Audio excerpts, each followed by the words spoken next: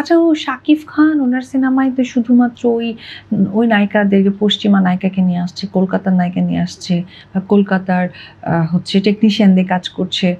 এইটাও কিন্তু এক ধরনের মানুষকে ছোট করা বা খোঁচা দেওয়া। যে লাস্ট 2 to 3 ইয়ার্স ধরে অনেক বেশি ভায়োলেন্স হচ্ছে। পশ্চিমা সিনেমার অনেক কালচার, স্পেশালি ইন্ডিয়ান বা সাউথ ইন্ডিয়ান সিনেমার সম্পূর্ণ জিনিসগুলো আমরা দেখতে পাচ্ছি যে রিজেম্বল হচ্ছে আমাদের দেশের সিনেমায়। মারামারি, কাটাকাটি, মানে দুর্ধর্ষ সিন, অনেক বেশি ব্লাডি সিন। এই জিনিসগুলো আপনি কীভাবে দেখেন? আপনাদের সময়ও হতো এতটা না। আমরা দেখতাম রোমান্টিক সিনেমা হচ্ছে, ট্র্যাজেডিক সিনেমা হচ্ছে, বাট রাইটটা অনেক বেশি ভায়োলেন্স হচ্ছে। আপনি একজন সিনিয়র আর্টিস্ট হিসেবে আপনার কাছে জিনিসটা আসলে কেমন, পজিটিভ আর নেগেটিভ? প্রথমত হচ্ছে সিনেমা মানে হচ্ছে এন্টারটেইন, দ্যাটস ইট। এটার উপর আর কোনো অ্যান্সার থাকে না। So entertain, that is called just cinema, movie আমরা দেখছি। স্যান্ডেলিনা সো, রূপচর্চায় আভিজাত্য। সো এখন এই সময় এসে হয়তোবা এটা দর্শক এনজয় করে। আর প্রত্যেকটা সিনেমা তো বানানো হয় এক একটা দর্শকের চাহিদার উপরে বেস করে। যেমন সাকিব অপু কাজ করেছে যখন, তখন রোমান্টিকটা অনেক বেশি চলতো, আমরা রোমান্টিক করা হতো বা রোমান্টিক সিনেমায় বেশি করা হয়েছে। এখন হয়তো বা এটাই ফিল করছে, দেখতে চাচ্ছে, বা এখন ট্রেন্ড এটা। আচ্ছা, কিছুক্ষণ আগে বলছিলেন যে আর্টিস্ট সংকট হলে আমাদের প্রধান যে দায়িত্ব সেটা হচ্ছে আর্টিস্ট তৈরি করা।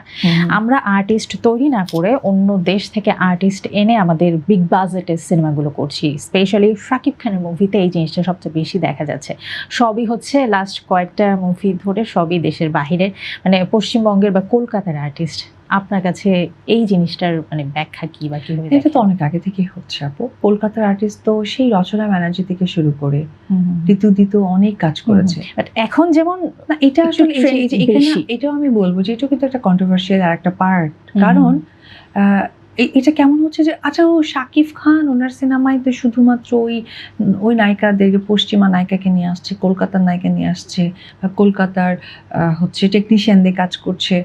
এইটাও কিন্তু এক ধরনের মানুষকে ছোট করা বা খোঁচা দেওয়া। কেন? এর আগে তো ঋতু এত কাজ করেছে, একটা সময় তো স্টাবলিশড হিরোইন ছিলেন আমাদের বাংলাদেশে, রচনাতে অনেক কাজ করেছেন। তারপরে প্রসেনজিৎ দাদা, উনি অনেক কাজ করেছেন। তার আগে যদি বলা হয় আমাদের রোজিনা আপা যেমন মিঠুন চক্রবর্তীর সাথে কাজ করেছেন। তো এটা তো অনেক শুরু থেকেই হয়ে আসছে। এটা শুধু যে শাকিব খান সৃষ্টি করেছে বা করছে তা কিন্তু নয়। আবার যদি বলেন যে টেকনিশিয়ানের কথা বলেন, টেকনিশিয়ানে কিন্তু সেম এরকম এদিক ওদিক। এবং আমাদের ববিতা ম্যাম যদি বলেন, উনি তো পাকিস্তানের একদম রিনাউন একটা সেলিব্রিটি। সো উনিও তো ওইখানে গিয়ে কাজ করছেন, ওখানকার আর্টিস্ট এখানে কাজ করছেন। বিষয়টা পজিটিভ। এবারে